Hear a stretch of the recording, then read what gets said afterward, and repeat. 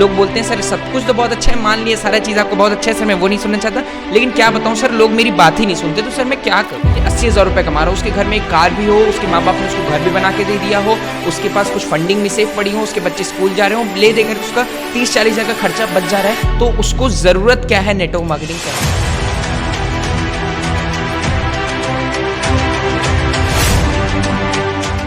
नमस्कार दोस्तों, good morning everyone, this side Shobhit Singh here. आज हम लोग आए हुए हैं रिठाला में, जो कि पड़ता है दिल्ली में। यहाँ पे मैं आपकी मुलाकात कराने जा रहा हूँ एक ऐसे लीडर से। सर के बारे में बताऊँ, सर का नाम है मुकेश कुमार। सर का कंप्यूटर रिपेयरिंग का बिजनेस है, उसके साथ साथ पार्ट टाइम में सर ने नेटवर्क मार्केटिंग को स्टार्ट किया। लगभग सर को करते हुए 4 साल आज हो रहे हैं, और 4 साल में पार्ट टाइम में करते हुए सर नेटवर्क मार्केटिंग से अपनी जिंदगी बदल रहे हैं। बहुत बहुत स्वागत है सर आपका। धन्यवाद सर। जो मेरा आपसे पहला क्वेश्चन रहेगा, मैं डायरेक्ट आपके क्वेश्चन पे आना चाहूँगा कि आप मुझे कोट पैंट टाई वाले आदमी लग रहे हैं, आप मुझे वो फंसने फंसाने वाले आदमी लग रहे हैं। तो सर आपने मुझे प्रेजेंटेशन दी, आपने मुझे बिजनेस दिखाया, तो आप मुझे कोई रीज़न दीजिए सर मैं नेटवर्क मार्केटिंग क्यों करूँ? सर जैसे कि मैं जब फर्स्ट टाइम मैं नेटवर्क मार्केटिंग में आया तो मुझे इसकी कोई नॉलेज नहीं थी, क्योंकि एज मैं अपने काम के अंदर में बहुत व्यस्त था और टाइम बिल्कुल भी नहीं था मेरे पास। मैं सुबह निकलता शाम को आता था। लेकिन मेरे एक फ्रेंड हैं, उन्होंने मुझे इस बिज़नेस के बारे में बताया और बताया कि इसके अंदर में आप एक अच्छी अर्निंग कर सकते हो और लाइफ के अंदर बहुत कुछ चेंजिंग कर सकते हो। मैंने कहा सर कैसे, मैं ऑलरेडी एक टेक्निकल डिपार्टमेंट से हूँ, तो इसमें कैसे चेंजिंग कर सकते हो? उन्होंने बोला आप एक बार मुझे मिल लीजिए और उसके साथ साथ में मैं आपको कुछ बताऊँगा जिसको आप फोकस करके और ध्यान से सुनेंगे तो आपको बहुत कुछ इसके अंदर में सीखने को मिल सकता है। तो फिर मैंने उनसे टाइम लिया, उन्होंने मेरे से टाइम लिया और फिर वो मेरे से मिले, और मिलने के बाद मैंने इस काम को थोड़ा सा समझा। मैंने किया नहीं, थोड़ा सा समझा, क्योंकि फर्स्ट टाइम में ये चीज़ें जल्दी समझ में आती नहीं है, क्योंकि इससे दूर दूर तक नातक नहीं था हमारा। तो मुझे बताया गया तो उन्होंने मुझे कहा चलो ठीक है देख लेते हैं।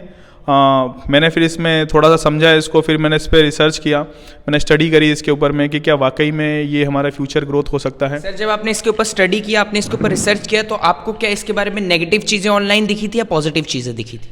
सर जहाँ नेगेटिव होता है वहाँ पॉजिटिव है, जहाँ पॉजिटिव वहाँ पे नेगेटिव तो है ही है, ठीक है। तो उस समय पे भी बहुत सारी चीज़ें थी, बहुत सारे लोग इससे नेगेटिव थे। ज़्यादातर रिस्पॉन्स तो 90% तो नेगेटिव का था, 10% रिस्पॉन्स था जो पॉजिटिव में था। लेकिन फिर भी मैंने दोबारा सर से मिले, फिर मैं उनके सीनियर से मिला, तो मुझे एक चीज़ बताई उन्होंने कि मुकेश जी जो आप वहाँ से कर रहे हो उसके साथ साथ अगर यहाँ पर पार्ट टाइम अगर थोड़ा सा समय निकाल के आप दे दो तो बहुत अच्छी चीज़ें आप यहाँ से कर सकते हो। तो इस वजह से आप आए बिजनेस पे। सर जैसा कि आपने बताया कि नेगेटिविटी जहाँ रहती है पॉजिटिविटी के साथ साथ दोनों रहते हैं, नेगेटिव पॉजिटिव दोनों साथ में रहते हैं। तो सर आपने बीच में एक वर्ड यूज़ किया कि 90% नेगेटिविटी है।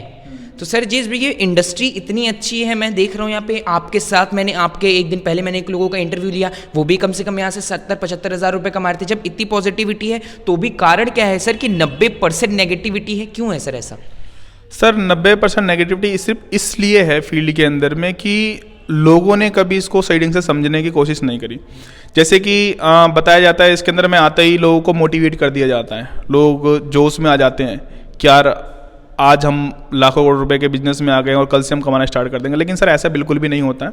एक्चुअल में होता क्या है कि जिस तरह से अगर हम पढ़ने में बहुत अच्छे हैं, ठीक है, हम क्लास में फर्स्ट आते हैं, लेकिन अगर मैं चाहूँ कि 5वीं क्लास में अगर मैं फर्स्ट आया और मैं 12th का पेपर दे दूँ तो पॉसिबल तो है नहीं वो, ठीक है। उसके लिए आपको लगातार 12वीं तक की मेहनत करनी पड़ेगी। 12वीं में जाकर ही आपको 5-6 साल देने पड़ेंगे, उसके बाद ही आप 12वीं का पेपर दे पाओगे, चाहे आप पढ़ने में कितने भी टैलेंटेड क्यों ना हो।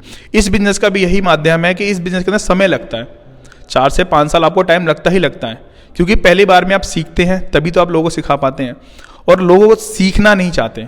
सबसे बड़ी चीज़ है कि शिक्षा, मैनेजमेंट नहीं लेना चाहते, मैनेजमेंट को समझना नहीं चाहते, सीखना नहीं चाहते, बिना सीखे पैसे कमाना चाहते हैं। और जिस वजह से वो जब मार्केट में जाते हैं, फील्ड में जब जाते हैं, उनके पास सवाल जवाब आते हैं, वो जवाब नहीं दे पाते तो वो फेल हो जाते हैं। फिर वो बाहर आके बोलते हैं कि जी बेकार का काम है, हमसे नहीं होता, मेरे से नहीं हो पाएगा। सर जब आपके अपलाइन ने आपको बिजनेस बताया होगा, उन्होंने आपको एक चीज़ तो बोली होगी कि देखिए आपको यहाँ पे आना है मुकेश जी, तो आपको 4 लोग को जोड़ना है, 6 लोग को जोड़ना है, यहाँ इनकी मीटिंग करनी है, उनकी मीटिंग करनी है। तो आपको उस टाइम पे ये सुन के आपके मन में ये कभी ख्यालात नहीं आए कि यार मैं क्या जाऊँ दूसरे के पास बताने, पता नहीं वो समझे कि ना समझे, यार क्या बताऊँ। नेटवर्क मार्केटिंग में सर मेरा भी एक्सपीरियंस है, लोगों का भी एक्सपीरियंस है। लोग बोलते हैं सर सब कुछ तो बहुत अच्छा है, मान लिया सारा चीज़ आपको बहुत अच्छा है सर, मैं वो नहीं सुनना चाहता, लेकिन क्या बताऊँ सर लोग मेरी बात ही नहीं सुनते, तो सर मैं क्या करूँ? सर जैसे कि आपने बताया कि जोड़ने वाला बिजनेस है, मेरे को जब इस प्लान के बारे में बताया गया था तो जोड़ने तोड़ने का कोई नहीं समझाया गया, तो उन्होंने सिर्फ एक सिस्टम समझाया था कि आप सिस्टमेटिक अगर काम करते हो तो आप इसके अंदर में अर्निंग कर सकते हो, अपने सपनों के लिए जी सकते हो, अपने सपने पूरे कर सकते हो। क्योंकि देखो सर हर चीज़ का ना सिस्टमेटिक होता है। अगर हमें गाड़ी सीखनी है तो पहले सिंपल सी बात होती है, हमें गाड़ी को ऑन करना पड़ता है, क्लच दबाना पड़ता है, गियर लगाने पड़ते हैं, फिर एक्सीलेटर देना पड़ता है। ये सिस्टमेटिक है और इस बिजनेस के अंदर भी एक सिस्टमेटिक है। आप बिजनेस को समझ के करेंगे, सिस्टम से काम करेंगे तो चीज़ें अपने आप ही मूव ऑन होने लग जाती है, अपने आप ही ठीक होने लगती है, अपने रास्ते पे आ जाती है। लेकिन बहुत से लोग क्या करते हैं कि इसको सीखते नहीं है, आते हैं बिजनेस के अंदर में 2 दिन आएंगे, 4 दिन आएंगे, काम करेंगे और फिर अपना माइंड लगा लेते हैं और जिसकी वजह से वो सिस्टम से बाहर हो जाते हैं, ठीक है। और फिर वो काम नहीं कर पाते और फिर वही जाके लोग बाहर भी इसके बारे में अफवाहें फैलाते हैं कि सर बेकार है काम है, मत करना, कभी फंस जाओगे आप, आपका भी नुकसान हो जाएगा। क्योंकि मैं भी गया था। एक्चुअल में किसी भी बिजनेस के अंदर में आपको समय देना पड़ता, सीखना पड़ता, सीखना बहुत ज़रूरी है। तो मैंने इस चीज़ को सीखा और सीख के मैं आज यहाँ तक पहुँचा हूँ। बहुत सही चीज़ बताई सर ने, ये किसी बिजनेस में आने के लिए आपको सीखना पड़ता है और लोग उसी टाइम को, उसी लर्निंग वाले पीरियड को स्किप करके वो डायरेक्ट अर्निंग वाले पीरियड में जाना चाहते हैं, जिसके कारण करके लोग इस इंडस्ट्री में बहुत ज़्यादा मेजरली लोग फेल हैं। तो सर जैसा आपने बताया यहाँ पे सीखना पड़ेगा, एजुकेशन का पार्ट बन के आगे बढ़ना पड़ेगा। तो सर आपको क्या लगता है आज के टाइम पे नेटवर्क मार्केटिंग की एजुकेशन हो सकता है बहुत अच्छी हो रही हो, तो आपके हिसाब से सर आने वाले 5 साल में जो आज एक पूरे भारत को में लेकर के आज एक वो फहराया जा रहा है कि भारत में बेरोजगारी बहुत ज़्यादा है, आपको क्या लगता है क्या नेटवर्क मार्केटिंग लोगों के वो सपने पूरे कर पाएंगी जो आज लोग नौकरी से नहीं कर पाए? क्या नेटवर्क मार्केटिंग वो राह, वो एक रोशनी की उजाला बन पाएगी जो जब लोग खेती किया करते थे नौकरी बनी आज के टाइम पे? क्या नेटवर्क मार्केटिंग आने वाले 5 से 10 साल में इंडिया का सबसे बड़ा पे आउट लेने का, सबसे बड़ा पैसा कमाने का जरिया बन पाएगी? सर जैसा अभी आपने बिल्कुल बात सही बोली कि ये एक ऐसा बिजनेस है जिसके अंदर में हर व्यक्ति कामयाब हो सकता है, या वो पढ़ा लिखा हो या वो ना हो, मैटर नहीं करता। मैटर सिर्फ इतना करता है कि उसे जाना कहाँ है, उसे करना क्या है, उसके सपने कितने हैं, उसके सपने स्ट्रॉन्ग है या नहीं है। बहुत से लोगों के सपने क्या होते हैं कि छोटे सपने होते हैं, देख लिया, हो गया तो ठीक, नहीं तो कोई दिक्कत नहीं है, जिंदगी तो चली रही है। और बहुत से लोगों का सपना, गोल सेट हो जाता है, जिनका टारगेट सेट हो जाता है कि नहीं, जीवन के अंदर में एक लक्ष्य बनाते हैं कि नहीं मुझे यहाँ तक पहुँचना है। उस पहुँचने के लिए वो लगातार मेहनत करते हैं। वो ये नहीं देखते कि लोग क्या कहेंगे, बस उसमें काम के लिए पैशनेट होते हैं, अपने काम के प्रति ईमानदार होते हैं, लगातार उस काम को करते हैं और एक दिन वो सफल हो जाते हैं। सर जैसा आपने बताया कि लोग लगातार इस बिजनेस को करते हैं, अपने काम के लिए पैशनेट रहते हैं, तब जाकर के लोग सफल हो जाते हैं। सर मैंने बहुत सारे ऐसे लोगों को देखा है कि वो जब भी काम करते रहते हैं सफल भी हो जाते हैं, कभी इस कंपनी में रहते हैं, कभी उस कंपनी में चले जाते हैं, कभी यहाँ उछलते हैं, कभी वहाँ उछलते हैं। तो सर वहाँ पे कारण क्या रहता है? क्योंकि जहाँ तक मैं जानता हूँ हर कंपनियाँ अपने में अच्छी हैं, हर कंपनियाँ प्रोडक्ट बेस्ड जो है वो पे आउट दे रही है। तो सर कारण क्या रहता है कि बहुत सारे लीडर्स जो होते हैं एक कंपनी को छोड़ करके दूसरी कंपनी में जाते हैं, दूसरी कंपनी को छोड़ करके तीसरी कंपनी में जाते हैं? कारण क्या रहता है? क्या वहाँ पे कंपनी की गलती रहती है, या फिर वहाँ पे अपलाइन की गलती रहती है, या फिर वहां पे सिस्टम की गलती रहती है? सर मैं आपको बताना चाहूँगा कि जो कंपनी छोड़ के दूसरी कंपनी में जाता है, कारण ये नहीं है कि सिस्टम गलत है या अपलाइन गलत है या कुछ और देगा। कारण सिर्फ इतना रहता है कि जो व्यक्ति जिस कंपनी में वो काम करता है उस कंपनी को छोड़ के किसी और कंपनी में अगर वो जाता है तो सिंपल से एक ही कारण होता है, उसको बोलते हैं लालच। वो लालच में कंपनी छोड़ता है कि यार यहाँ से कुछ नहीं होगा, 6 महीने पे उन्होंने मुझे सपने दिखाए, उन्होंने मुझे प्लान के बारे में बताया, इससे अच्छा प्लान है और बहुत अच्छा इसके अंदर बेनिफिट है, आप जल्दी अर्निंग कर पाओगे, वहाँ पे इतना आपको समय लग गया, यहाँ पे आप कर नहीं पाए। एक्चुअल में सर मैं आपको बता देना चाहता हूँ कि सच्चाई ये है कि अगर कोई बच्चा पैदा होता है तो उसको अपना आधार कार्ड लेने के लिए, अपना पहचान पत्र लेने के लिए कम से कम 18 साल का सफर तय करना पड़ता है। और यही सिस्टम में वो नहीं कर पाते। होता क्या है, 6 महीने काम करते हैं, 6 महीने दूसरी कंपनी में, 6 महीने दूसरी कंपनी में, हर कंपनी में वो काम करते हैं, सफल कहीं नहीं हो पाते क्योंकि स्टेबिलिटी उनके पास होती नहीं है, सिस्टम होता नहीं है। सीखते हैं वो बिल्कुल भी सीखने में ध्यान नहीं देते, वो सिर्फ पैसों के पीछे भागते हैं और पैसों के पीछे जो भागता है वो कामयाब कभी व्यक्ति नहीं बन सकता। जो लर्निंग के पीछे भागता है, अर्निंग ऑटोमेटिक उसके पास आनी स्टार्ट हो जाती है। सर जैसे मैं अभी आपसे बात कर रहा हूँ, आपने 2-4 बार, आप कई बार इस चीज़ का नाम ले चुका है, सीखना पड़ेगा, सीखना पड़ेगा, लर्निंग सीखना पड़ेगा। सर लोगों ने ये तो देख लिया कि आपने बहुत अच्छी बातें की, लेकिन सर लोग आज भी इस चीज़ को लेकर के कंफ्यूज है कि नेटवर्क मार्केटिंग में आता हूँ यार, मैं तो डॉक्टर था, मैं तो इंजीनियर था, मैं तो सॉफ्टवेयर इंजीनियर था, मैं तो IT कंपनी में काम करता था, ज्ञान तो मेरे पास भरपूर है, मुझे क्या सीखने की जरूरत है यार, मुझे तो आता सब है। किस लर्निंग की बात कर रहे हैं सर आप? सर आप जिस फील्ड में भी मास्टर हो, जैसे मैंने ITI कर रखी है, ठीक है, आज मैं कंप्यूटर का काम करता हूँ, तो मेरे को उसकी नॉलेज है, मुझे नेटवर्क मार्केटिंग की बिल्कुल नॉलेज नहीं है, मुझे इस बिजनेस के बारे में बिल्कुल नहीं पता कि इसमें होता क्या है, ठीक है। तो मुझे इसके बारे में सीखना पड़ेगा। अगर मान लीजिए मैं डॉक्टर हूँ और मुझे इंजीनियरिंग करनी है, अगर मैं डॉक्टर के पास जाऊँ, पूछूँ मुझे इंजीनियरिंग करनी है, तो क्या होगा? मैं इंजीनियरिंग कर पाऊंगा, डॉक्टरी कर पाऊंगा? नहीं कर पाऊंगा। सिंपल सी बात है, जो जिस फील्ड के अंदर में आपको उससे नॉलेज लेनी पड़ेगी, बेशक से वो आपके सामने कम पढ़ा लिखा है, आपके सामने वो अनपढ़ है, आपने ITI कर रखी है, इंजीनियरिंग ले रखी है, डॉक्टरी कर रखी है, वकालत कर रखी है, मैटर नहीं करता। मैटर ये करता है उस बिजनेस के अंदर में आपसे पहले वो एंटर हुआ है, उसके पास उसकी पूरी भरपूर नॉलेज है, जिसकी वजह से वो जब आपको नॉलेज देगा तो तब जाके आप उसके बारे में सीख पाओगे और लोगों को बता पाओगे कि ये बिजनेस इस तरीके से काम करता है। सर जैसा आपने बताया इससे पहले आप कंप्यूटर रिपेयरिंग का काम करते थे सर, तो पर्सनल हो जाएगा बुरा मनी। मैं जानना चाहूँगा वहाँ पे आपकी पर मंथ की जो एस्टीमेट आपके काम से कितने तक की आपकी अर्निंग हो जाया करती थी? सर मैं वहाँ से अभी लगभग जो भी अर्निंग कर रहा हूँ, मैं वहाँ से 35 से 40 के या 50 के बीच में मेरे अकॉर्डिंग मेरा इतना रहता ही रहता है। सर 35 से 40 के बीच में जहाँ तक मुझे लगता है एक अगर मध्यमी वर्गीय परिवार को हम देखें तो इस खर्चे में हम आराम से परिवार चला सकते हैं। तो सर आप मुझे बताइए कि जो इंसान, मैं कह रहा हूँ 35-40 हज़ार नहीं, जो इंसान 60 से 70 हज़ार रुपये कमा रहा हो और मान लीजिए 80 हज़ार रुपये कमा रहा हो, उसके घर में एक कार भी हो, उसके माँ बाप ने उसको घर भी बना के दे दिया हो, उसके पास कुछ फंडिंग भी सेफ पड़ी हो, उसके बच्चे स्कूल जा रहे हो, ले देकर उसका 30-40 हज़ार का खर्चा बच जा रहा है, तो उसको ज़रूरत क्या है नेटवर्क मार्केटिंग करने की? सर नेटवर्क मार्केटिंग करने की जरूरत सिर्फ उसको इसलिए है क्योंकि नेटवर्क मार्केटिंग के अंदर मैं सिंपल से एक मैं बात बताता हूँ आपको कि नेटवर्क मार्केटिंग आज के लिए नहीं है। तो उसके माँ बाप ने उसके लिए फंडिंग कर दी, घर बना दिया, सब कुछ स्टेबल कर दिया, ठीक है, लेकिन उसके लिए स्टेबल क्या, फ्यूचर में स्टेबल क्या किया? और नेटवर्क मार्केटिंग एक फ्यूचर है। अगर आप इसको फ्यूचर से रिलेट करके देखें, इसको समझें, तो आप इसके अंदर में वो सब कर सकते हैं जो आप कभी नहीं कर पाए। वो तो आपके माँ बाप ने किया, आपने क्या किया अपने बच्चों के लिए? आपके पास में क्या ऑप्शन है? आपके माँ बाप ने आपको सेटल कर दिया, लेकिन क्या आपने अपने बच्चों को सेटल किया? नहीं किया। और सेटल करने के लिए आपको नेटवर्क मार्केटिंग करना सिर्फ इसलिए जरूरी है क्योंकि सबसे बड़ी जो चीज मैं आपको बता देता हूं कि आज ये एक 21वीं सदी का एक ऐसा बिजनेस बन चुका है, एक ऐसा एंटरप्रेन्योर बिजनेस बन रहा है जहां पे हर व्यक्ति, छोटे से छोटा व्यक्ति, बड़े से बड़ा व्यक्ति यहां पे सफल हो रहा है और अपनी जिंदगी को जी पा रहा है और अपनी शर्तों के मुताबिक जी पा रहा है।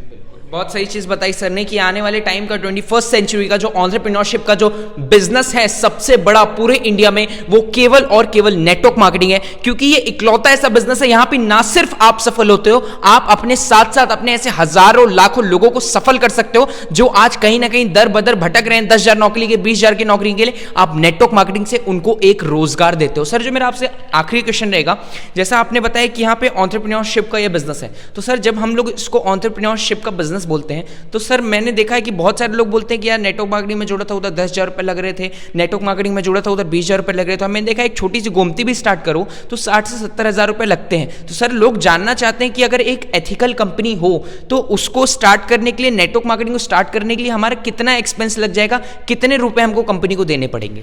सबसे पहले चीज़ मैं बताता हूँ कि बहुत सी कंपनी ऐसी आती हैं जो आपसे एक पैकेज बेस्ड कंपनी काम करती है कि आपको एक पैकेज प्रोवाइड करती है, उस पैकेज के अंदर में आपसे अपने हिसाब से उसमें कॉस्ट जनरेट करती है और आपसे वो पैसा लेती है। अब किसी एक व्यक्ति के बारे में अगर मैं बताऊँ कि किसी के पास महीने की 10,000 की अर्निंग है और उससे बोला जाए कि आपको 50,000 रुपये या 40,000 रुपये या 30,000 रुपये का आपका एक पैकेज है, आपको लेना पड़ेगा और उस पैकेज में आपको काम करना है, ठीक है, और आपको उसमें ऐसे प्रोडक्ट दिए जा रहे हैं जो आपकी ज़रूरत के नहीं है और उस बेस पे आपको काम करना है।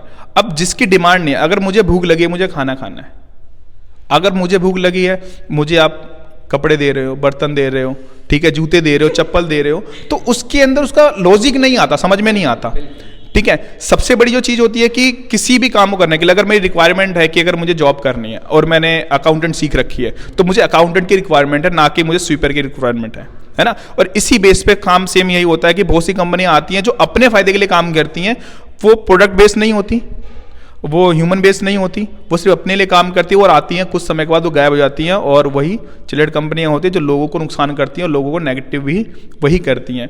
और अगर मैं बात करूं कि किस कंपनी में काम करना चाहिए, तो कंपनी होनी चाहिए, एक प्रोडक्ट बेस्ड कंपनी होनी चाहिए और FMCG के ऊपर काम होना चाहिए जिस कंपनी के अंदर में लोगों की नीड हो। सर FMCG बहुत सारे लोग बोलते हैं, एक बार लोगों को मतलब बताइए सर FMCG का मतलब क्या होता है? FMCG का मतलब होता है फास्ट मूविंग गुड कंज्यूमर, यानी कि जो एक आदमी यानी लोगों की जो नीड है उस पे काम हो सके। अगर मेरी नीड है, मुझे अगर मेरे घर में अगर मैं बात करूं जैसे कि दाल खत्म हो रही है, चावल खत्म हो रहा है, राशन खत्म हो रहा है, या मेरे घर में दवाइयाँ लग रही हैं, तो ये मेरी नीड है, ये मेरी ज़रूरत है। अब मुझे ज़रूरत है, मेरे घर के अंदर में राशन खत्म हुआ, मेरे को ज़रूरत है राशन की, और आप मुझे लेके गए एक शोरूम के में वहाँ पे बोल रहे कपड़ा ले लो, है ना, कोट पैंट ले लो आप, ठीक है, और अननेसेसरी चीज़ें ले लो जो आपके मतलब की नहीं है, उसको कोई फ़ायदा है? कोई फ़ायदा नहीं है उसका। तो सेम चीज़ यही होती है कि जो प्रोडक्ट बेस्ड एफएमसीजी जो होती है, फास्ट मूविंग गुड कंज्यूमर, जो कस्टमर बेस पे काम करे, जो कस्टमर की नीड पे काम करे, कस्टमर के हिसाब से काम करे, जो कस्टमर की ज़रूरत है उसके हिसाब से काम करे, उस कंपनी में आपको काम करना चाहिए, उस कंपनी के साथ आपको मिलकर काम करना चाहिए। क्यों? क्योंकि उसके अंदर में आपकी ज़रूरतें होती है, उसमें कोई पैकेज नहीं होता। आपकी ज़रूरत है, आप गए, आपने वहाँ से एक प्रोडक्ट परचेज किया, आपके घर में के अंदर एक सप्लीमेंट खत्म हुआ, सप्लीमेंट लिया, आपके घर में साबुन खत्म हुआ, आपने एक साबुन लिया, आपके घर में एक पेस्ट खत्म हुआ, पेस्ट खत्म ले लिया आपने, तो वो एक कस्टमर की नीड के हिसाब से काम हो गया। कोई प्रेशर नहीं हुआ उसके ऊपर में, कोई रिक्वायरमेंट नहीं हुई, कोई पैकेज नहीं सेल हुआ उसके अंदर में, और साथ में उसने बिजनेस भी अपना स्टार्टअप कर लिया, उसका बिजनेस भी चल गया, उसकी ग्रोइंग भी हो गई, वहाँ पे उसने काम करना भी स्टार्ट कर दिया। बहुत सही चीज़ बताई सर ने। आज आपको ये डिफरेंस समझ में आ गया होगा। सर ने इसको बहुत खूबसूरती से निखारा है, बहुत खूबसूरती से बताया है कि fast FMCG, fast moving consuming goods, इसके ऊपर अगर कोई कंपनी काम करती है, एफएमसीजी के ऊपर बेस्ड है, तो आपके घर में तेल साबुन चाय मंजन कुछ भी खत्म हो रहा है, आप किसी गुप्ता जी की दुकान से ले रहे हो, आप यहां से लेकर के एक बिजनेस स्टार्ट कर सकते हो। अब आपके मन में ये बात क्लियर हुई, जो लोग कहते हैं तेल साबुन चाय मंजन बेचने का बिजनेस है, तेल साबुन चाय मंजन बेचने का नहीं, तेल साबुन चाय मंजन खरीदने का बिजनेस है ये। अगर आप खरीदोगे आपको बिजनेस अपॉर्चुनिटी मिलेगी, और ना सिर्फ आपको मिलेगी, आप अपने जैसे हजारों लोगों को दे सकते हो। बहुत अच्छा लगा सर आपसे बातचीत करके।